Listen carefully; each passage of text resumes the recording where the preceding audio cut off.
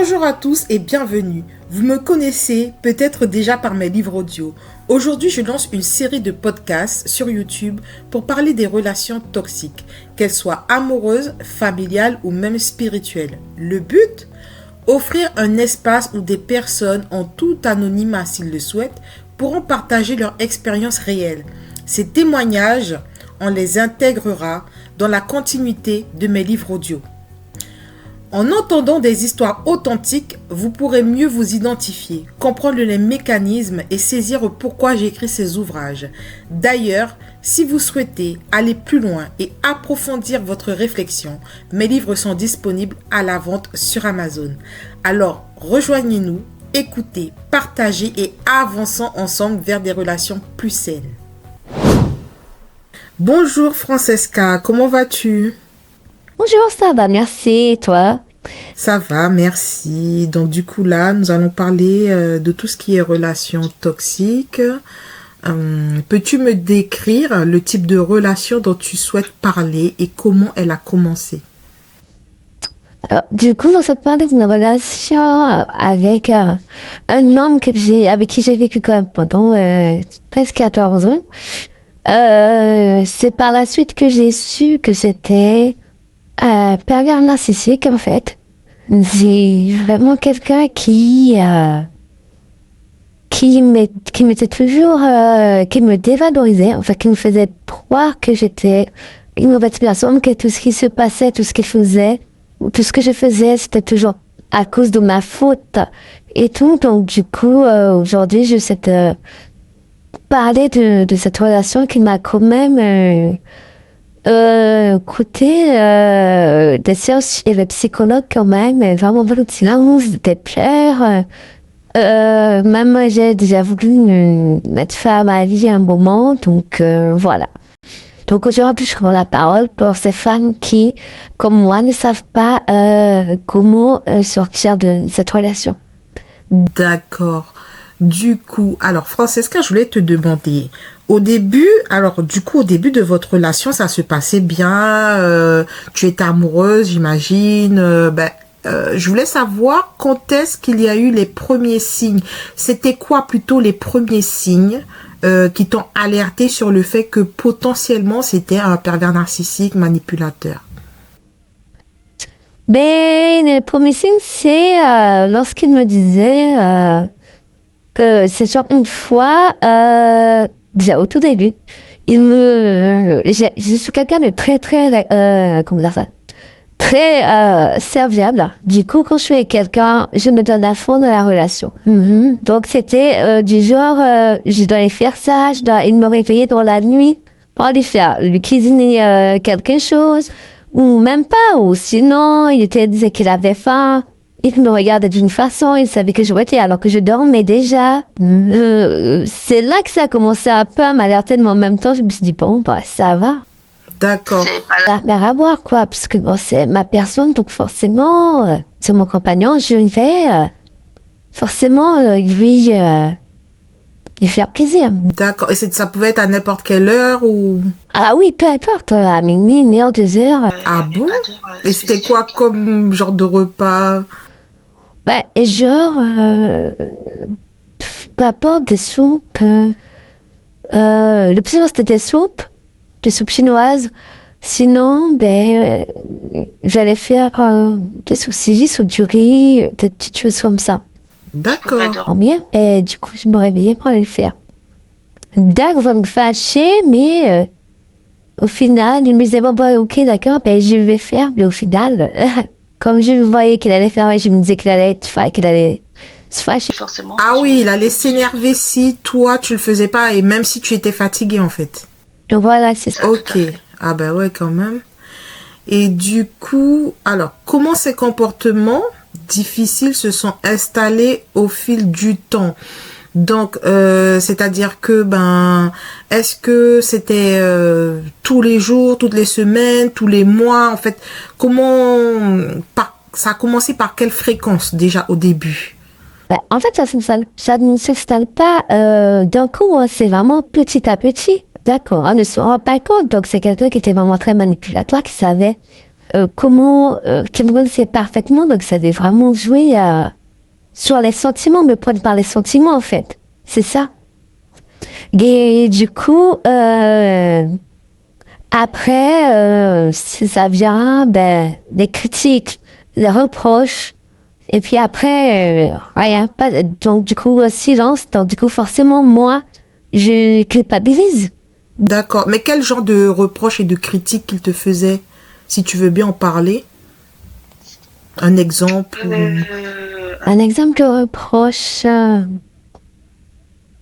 je sais pas, du genre, peut-être que allez, je t'emmène à l'école, par exemple. Je noie avec tous les matins quand on porte des pauses à l'école, alors que j'ai pas l'obligation de le faire. Juste un exemple. D'accord. C'est ça ou quoi d'autre? Euh, Qu'est-ce qu'il me disait encore? Genre, il s'énervait contre moi. Du coup, moi, j'allais pleurer. Il lui revenait gentiment. Par la suite, on avait des rapports et puis tout était parfait. Du top de là, il commençait à me demander encore tout et n'importe quoi. Genre, un exemple, je pouvais partir de la maison pour le laisser laisser notre fille venir. On est arrivé jusqu'ici. Non, mais il te le disait clairement ou tu ne savais pas qu'il y avait une fille qui devait venir. On va dire que je fouillais comme son portable. D'accord. Et tu savais que quand tu partais de chez toi, il y avait quelqu'un qui allait venir chez toi. Pas tout le temps. Et c'était pas chez moi, c'était comme chez lui. C'est pas tout le temps, c'est de temps en temps, en fait. Oui, mais tu vivais avec lui. Non, pas du tout. J'étais souvent là-bas. Ah, d'accord. Ok, j'ai pas. Souvent là-bas. Mais non, j'avais mon petit chez moi également. D'accord, mais ça, c'était au début. Après, vous avez commencé à vivre ensemble. Voilà, c'est ça. Et par la suite, dès que ça s'est déjà installé, forcément, ça continue. Et lorsque j'essayais de me récolter, forcément, c'était tout tard. C'était déjà installé, donc il n'y avait rien d'autre à faire. Juste à accepter, subir, j'allais à supplier de ne pas faire. Je me demandais, mais j'ai fait tout ce que tu veux, tout. J'ai même accepté des choses que je ne voulais pas accepter. Et malgré ça, tu vois d'autres personnes, je ne comprends pas. Je ne comprends pas comme j'étais. Donc toi, tu l'aimais en fait. Mais oui, quand moi je suis dans le je suis à fond. Donc oui, forcément, je l'aimais énormément. D'accord. Et pour toi, quelle est la pire chose qu'il t'ait fait? Qu'est-ce qui t'a fait le plus de mal en fait? Les plus de mal, c'est quand il m'a dit ouvertement qu'il ne m'aimait pas. Après autant d'années de relation, ça m'a fait mal. J'ai l'impression que toutes les années que nous avons passées ensemble, ça n'a pas compté pour lui. Ah oui. Et quand tu t'avais dit ça, tu avais fait combien d'années, excuse-moi, avec lui déjà? Ça faisait déjà, on était dit, on en a fait 14 ans. 14 ans, ah oui, quand même. Donc c'était 14 ans de mensonges, voilà. Voilà, c'est ça. Donc, lui, sa façon d'aimer, pour lui, c'était, genre, me donner des sous, en fait, voilà. Pour lui, c'est ça. Mais non, moi, je suis quelqu'un... Il t'achetait, quoi. Voilà, des temps affectifs, de très... Voilà, je crée de la relation, enfin, voilà. Autant de sous, c'est parce qu'il n'a pas été élevé comme ça, donc du coup, c'était compliqué. D'accord, je comprends. Et du coup, mais qu'est-ce que là, c'est quelque chose qui t'a dit, qui t'a fait vraiment mal, mais qu'est-ce qui t'a fait? Est-ce qu'il a déjà levé la main sur toi? Est-ce qu'il t'a déjà, voilà. Si, oui. La première fois, c'était une baffe. Voilà, c'était ça, la première fois, du coup. Et là, il est venu s'excuser pour me dire pardon, que c'est moi qui énervais et des choses comme ça. J'allais même jusqu'à mentir justement parce que je ne savais pas comment agir. J'ai monté énormément pour ne pas le blesser. J'allais dans son sens, j'essayais d'aller dans son sens. Tu allais dans son sens pour ne pas qu'il soit blessé. Et du coup, la baffe, mais là, c'était quoi le problème pour lui? C'était justement le fait de m'être réveillée. Il m'avait réveillée pour que je puisse lui préparer quelque chose à manger. Et du coup, je ne voulais pas, donc du coup, ça m'a énervée. Je suis partie prendre l'air, j'ai été marcher et tout. Et lui, il me cherchait partout et finalement, j'étais juste assise dans l'endroit, il est venu et puis il m'a baffé. Ah oui, quand même. Ah, en t'exigeant de rentrer dans la maison. Voilà, c'est ça. D'accord. Et il y avait du monde? Ah non, j'avais personne. Je me disais timide. D'accord. Et du coup, à un moment donné, donc vous vous êtes séparés. Donc, c'était quoi le déclic pour toi pour que ça s'arrête en fait, pour que ça change? C'est le fait d'avoir rencontré une autre personne. D'ailleurs, quand même, on est rencontré une autre personne, c'était compliqué. C'était très dur, parce que c'est pas, on ne peut pas effacer autant d'années de relation avec quelqu'un. Quand la personne, elle va le faire narcissique, c'est que petit à petit, ils rentrent dans votre esprit, dans votre tête et tout, c'est quoi faire, quoi dire. Et ils savent tellement utiliser pour pouvoir vous tenir vers là, en fait.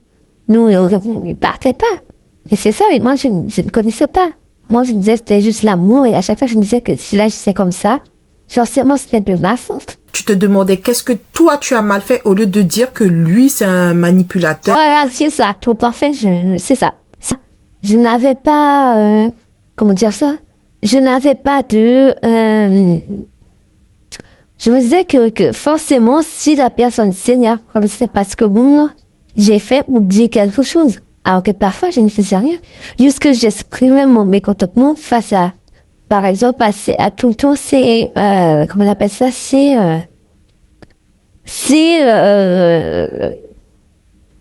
ces relations extra, en fait. Donc, du coup, je disais que je pouvais pas, je n'arrivais pas. Mais il m'a dit, c'est comme ça que je suis, soit tu me crois, soit tu parles. Donc, Elle acceptait avec ses maîtresses quoi. voilà, c'est ça. D'accord. Je ne les ai jamais vus. Hein. Il sait que c'est la fois même, mais moi, je cherchais toujours à savoir, malheureusement. C'est ça qu'on aime, ben, on cherche toujours à savoir qui c'est ou autre. J'étais toujours sur là, le constater. Il ne voulait jamais échanger avec moi parce que pour lui, il n'y avait pas de vedette. C'est comme ça qu'il était et qu'il fallait que je l'accepte. D'accord. Et du coup, est-ce que vous avez eu des enfants ensemble? Oui, on a eu des enfants. D'accord. On a un petit garçon. D'accord. Mais ça n'a pas perturbé les choses avec l'enfant, ça a été avec l'enfant? Oui, mais tu vois, il n'y avait rien, tout se passait bien. D'ailleurs, en fait, il n'y avait pas de dispute ou devant. Bon, après, c'est vraiment comment ils n'étaient pas là ou autre qu'il y avait tout ça. D'accord, ok. Et Après, moi, je ne sais pas, je ne montrais pas à un petit que ça ne valait pas. Forcément, quand on est mère, faut pas que l'enfant sache. ben oui. Et la relation entre lui et son enfant, ça se passait très bien. Est-ce qu'ils s'en occupaient bien? S'en occuper bien, oui. Il y a des fois, oui, c'était plus moi, ça. D'accord. Et lui, c'était quelqu'un qui était plutôt dehors, ou plutôt sur les réseaux. Comme voilà. Quand j'avais besoin, il était là. Souvent, c'est moi qui fais le plus de choses encore pour lui. Et financièrement, ça se passait comment dans le couple? Ben, financièrement, vu que c'était le plus gros salaire, ben, c'est lui qui payait le loyer, des choses comme ça. Puis moi, je donnais aussi pour les courses. Et puis moi, je faisais les courses et je m'occupais du petit. C'est tout, c'était 50-50. Hein. D'accord. Ah, du principe qu'il avait une grosse salaire, donc il prenait en charge les plus grosses factures. D'accord. Et même lorsque vous vous êtes séparés? Lorsqu'on s'est séparés, oui, il payait quand même des choses dans la maison, mais bon, le petit du moins, et du coup, c'était, enfin voilà, comme il savait, il marchait avec moi par rapport à justement à l'aspect financier. Donc il se disait que s'il partait, que je ne disais rien, que je n'allais pas m'en sortir, des choses comme ça. Donc toi, tu y croyais, tu te disais, ah ben oui, c'est vrai, s'il part, comment je vais faire financièrement? En fait. Et du coup, moi, qu'elle menaçait de partir, bien je me mets à genoux pour lui dire de rester parce qu'il avait déjà mis dans ma tête que sur lui, ben, Ah oui. Oui, en fait, oui, t'avais vraiment conditionné à rester avec lui, à ne pas le quitter. Et toi, inconsciemment, t'es tombé dans le piège. Mais comment, alors, Francesca, comment tu as fait pour te protéger de tout ça. Alors, je pense qu'à un moment donné, tu t'es dit, il faut que je me protège parce que j'ai un enfant avec lui et par rapport à mon fils, il faut que je me protège pour pouvoir être bien avec mon fils plus tard. Donc, déjà, quel plan que tu as mis en place pour déjà te protéger toi et après sortir de cette situation? Là, pendant la protéger, je vais pas mentir, je ne regardais pas pour ça. Moi, dans ma tête, c'était lui jusqu'à la mort, en fait, et personne d'autre. D'accord. Et j'avais même accepté le fait que ces relations, voilà, extra, j'avais accepté sur le coup. Et maman, pas sans cette personne. D'accord. Donc, là, je me disais que c'était, voilà, je n'étais vraiment rien. Pour moi, je serais au plus bas, voilà, j'ai tenu pour mon fils parce que je n'avais pas trop le choix. Je n'ai pas là pour subir ou autre. Donc, du coup, j'ai tenu comme ça. Donc, moi, j'ai crié, j'ai essayé de parler autour de moi. J'ai vu une fille, mais tant qu'on n'a pas le déclic, on n'y peut pas. Et le déclic, ça a été le fait qu'il ait pris son appartement par la suite. D'accord, ok. Et que j'ai pu rencontrer quelqu'un, mais c'était vraiment dur parce que, même si j'avais quelqu'un, je le voyais quand même. Il avait toujours cette emprise en moi. Toujours. Oui, c'est vrai que c'est difficile de se détacher de l'emprise, en fait, que la personne a mis sur nous. Et au vu de ce que tu me racontes, Francesca, alors je me dis, en fait, en tant que coach relationnel, c'est pour cela que lorsque je coach, bien souvent, ce sont des femmes qui m'appellent, qui me demandent de l'aide. C'est pour ça que la première chose que je dis à ces femmes, c'est avant de commencer toute relation, construisez-vous vous-même. C'est-à-dire, ayez votre monde à vous. Si vous avez des loisirs, des choses que vous aimez faire et tout, construisez-vous, faites vos voyages, etc.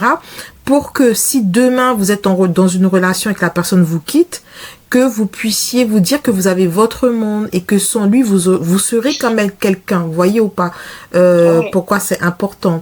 Donc oui, en tout cas, je te comprends, il n'y a pas de souci. Alors, une autre petite question. Est-ce qu'il y a eu des personnes qui t'ont aidé, de la famille, etc. Est-ce que tu en as parlé à des gens qui ont pu t'aider? En fait, je n'osais pas parler à mes parents, mes frères et sœurs, puisque je savais déjà qu'ils l'auraient mal pris. Et pour moi, je voulais pas qu'ils aillent le voir et je savais qu'il aurait déjà peut-être tabassé comme tout parent, n'importe comme son enfant, soit être maltraité ou être frappé. Nous, forcément, on ira. Donc, du coup, j'ai gardé pour moi. Et un jour, j'en ai parlé à une de mes cousines. Forcément, ma cousine, elle était le répéter à ma mère. Enfin, du coup, ma mère, elle a vu moi, je crois. Ouais, voilà. Donc, du coup, au final, ils se sont disputés. Et par la suite, j'ai tout fait pour qu'il n'aille pas, waouh, même porter plainte ou autre. J'aurais dit non. Et finalement, il y a même un moment où je ne parlais pas avec ma famille. Parce que même ça, ou même mes amis, ils faisaient en sorte que je m'éloigne d'eux. Je m'en rappelle plus, mais il y avait cette capacité à faire en sorte que je ne sois plus en contact avec qui que ce soit à part lui. D'accord. Oui, parce qu'en fait, il avait peut-être peur que tu puisses parler de ce qui se passe à la maison et qu'après, les autres, ils t'ouvrent les yeux, en fait. Donc, je suis toujours déjà même à l'extérieur, en voyant comment il est et tout, on me disait, mais t'attends quoi, Francesca, pour le laisser ou autre? Mais quand même, quand quelqu'un est repousse sur nous, quelqu'un n'en a pas, comme je disais, ce déclic, on peut pas. On est là et on se dit, cette personne-là, c'est la personne qu'il nous faut, même si parfois on a des petits soucis, mais c'est lui et personne d'autre, quoi. Moi, c'était comme ça. Je ne voyais pas autre chose, je me voyais mariée, voilà. M'arrête toutes les choses qu'il avait bien pu me faire. Oui, je comprends. C'était comme ça. Moi, je ne voyais pas forcément une porte de sortie. Après, dès 9 ans de relation, il me disait, c'est lui, je vais finir avec lui, son enfant, on va se marier. Je pensais même qu'il aurait changé. J'essayais de me changer, je me faisais voir des choses, mais là, en fait, quand une personne veut vraiment changer, elle change. Tout à fait. Si elle ne veut pas, elle ne changera pas. Je l'ai appris depuis le temps. Exactement. On ne peut pas changer les autres. C'est à eux d'avoir le déclic, en fait, voilà, pour changer eux-mêmes, en fait. Et du coup, comment aujourd'hui tu te sens et quelle est la plus grande leçon que tu retiens de tout ça, en fait? Alors, je me sens bien, parce que je suis quelqu'un de très spirituel, je suis très croyante, du moins je suis croyante, donc du coup, je me plonge énormément dans la vie. Et par la suite, j'ai oublié la question, c'est quoi la dernière question, la deuxième question? Donc, quelle est la plus grande leçon que tu retiens? Ah oui, alors, la grande chose, c'est de ne jamais laisser un homme vous dicter votre vie. Vous avez le droit de dire non. Vous avez le droit de ne pas accepter certaines choses et vous avez le droit de donner votre avis. Et aujourd'hui, je suis dans une relation où on échange énormément, mais énormément. J'ai un moment à dire, je ne me laisse plus faire. C'est vrai que par rapport à mon ancienne relation, j'ai parfois quelques petites... je m'énerve vite en fait. Et du coup, j'essaye de relativiser avec mon copain parce que lui, c'est quelqu'un qui est quand même assez à l'écoute et qui me fait comprendre que j'ai quand même mon mot à dire dans notre relation. Tout à fait. Tu te prends en compte par rapport à avant où tu te prenais pas en compte et tu écoutais uniquement l'autre en fait. Voilà, c'est ça. Et aujourd'hui, je me dis merci. Je suis besoin de quelqu'un et j'ai connu pour ça qui me dit toujours de penser à moi avant. Toujours à moi. Dans les portes, même chanson, pense à toi avant. Car au final, c'est de se sentir bien dans sa peau. De se sentir bien, de se sentir bien, tout simplement. Si tu te sens pas bien, c'est que tu n'es pas bien dans cette relation, tout simplement. Il faut partir. Ou sinon, on discuter. La communication, c'est vraiment la chose qu'il faut.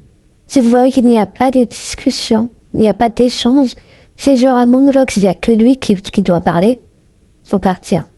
Parce que j'en ai vu vraiment des vies à côté pas de mur et j'ai dit genre, merci Seigneur aujourd'hui, j'en suis. C'est vrai que c'était pas facile lorsqu'il est parti, mais j'ai su me relever, je suis beaucoup plus fort. Et aujourd'hui, je n'ai plus donc sur moi, il y a des fois, mais parce que quoi qu'il arrive, je ne vois pas mon fils. Mais bon, aujourd'hui, je marche la tête haute et justement, ce sont des leçons que j'ai apprises qui fait que ma relation actuelle, elle fonctionne. Donc, prenez courage, moi, ça a quand même duré 15 ans. Donc, si vous voyez qu'il y a des premiers signes, partez. Si vous voyez que ça ne va pas, ne restez pas. Dès les tout premiers signes, c'est ça, il faut partir.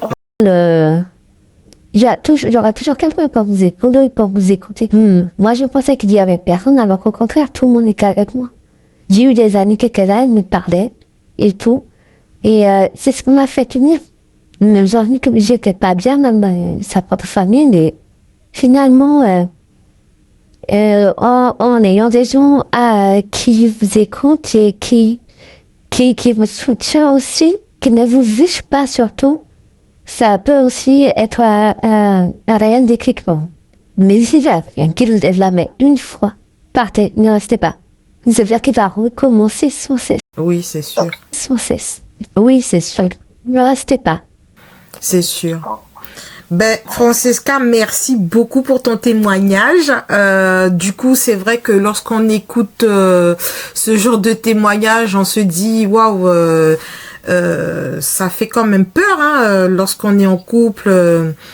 Souvent, il y a des gens qui n'ont jamais vécu ça et qui ne peuvent pas reconnaître les premiers signes. Et c'est justement grâce à des gens comme toi, des gens qui parlent, qui osent témoigner, qui osent tout dire, tout divulguer. Ça peut aider des gens qui n'ont jamais vécu ça et qui potentiellement vivent la chose et peuvent avoir le déclic aussi de se dire, ben tiens, là je reconnais un des signes qu'elle décrit et peut-être que je suis dans une relation qui m'enferme et qu'il va falloir que j'ouvre les yeux. Donc je te remercie beaucoup pour ces gens-là, pour ces femmes, surtout les femmes. Il y a des hommes aussi, mais surtout pour les femmes parce que c'est surtout souvent les femmes qui vivent ça, on va pas mentir. Donc voilà. Alors pour la touche finale, est-ce que tu as un message de conclusion comme ça, ben après on va terminer ce podcast. Alors, je dirais que sortir de ma relation avec un pervers narcissique, c'est vraiment difficile, mais c'est quand même possible. Ça peut prendre le temps qu'il faut. Il faut avoir juste du courage et de vouloir se reconstruire, surtout, c'est vraiment important. Et il faut trouver de la force. Il faut avoir confiance en soi. La confiance, c'est vraiment important. Et se dire que quoi qu'il arrive, cette personne ne sera qu'une âme, mais il y aura toujours la famille ou les amis. Donc, tenez bon. N'hésitez pas à en parler autour de vous et surtout à vous faire aider. Moi, je n'ai pas voulu. Et franchement, aujourd'hui, je dis pas que je le regrette. C'est juste que ça devait se passer comme ça. Mais aujourd'hui, je me sens vraiment bien dans ma vie et surtout dans ma peau. D'accord. Ben super. Donc comme elle a dit, c'est difficile. Alors les mots que j'ai retenus, c'est difficile mais possible. Donc il faut pas oublier ça. C'est difficile mais possible et surtout il faut de la volonté et de la confiance en soi. Il ne faut pas se dévaloriser, même si c'est vrai que c'est simple à dire, dur à faire, mais ben c'est petit à petit en fait. Hein. Et puis grâce à des témoignages comme tu le fais, voilà, ça peut aider aussi à la confiance en soi hein, pour ceux qui écoutent. Donc voilà, ben je te remercie beaucoup Francesca. J'espère que ben ça ira mieux. Ben je pense que tu m'as dit de toute façon, tu m'as dit que ça va mieux. Ça va très bien, merci. Et ben je te souhaite tout le bonheur du monde et puis on se dit à bientôt. Merci, au revoir. Au revoir. Bisous.